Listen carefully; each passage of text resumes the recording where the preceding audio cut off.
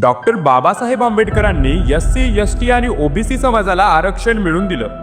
मग मराठा समाजाला का आरक्षण नाही दिलं? हा प्रश्न तुमच्या देखील मनात आला असेल तर आधी हा गैरसमज दूर करा. जेव्हा डॉक्टर बाबासाहेब आंबेडकर संविधानाचा कच्चा मसुदा लिहत होते आणि तेव्हा मराठा समाजाचे नेते पंजाबराव देशमुख बाबासाहेबांकडे आले आणि बाबासाहेबांनी संविधानाचा तो मसुदा देशमुखांना वाचण्यासाठी दिला. देशमुख तो मसुदा वाचत गेले आणि अचानक त्यांच्या डोळ्यात पाणी आलं आणि बाबासाहेबांनी विचारल्यावर ते म्हणाले, बाबासाहेब, धन्य आहात आपण.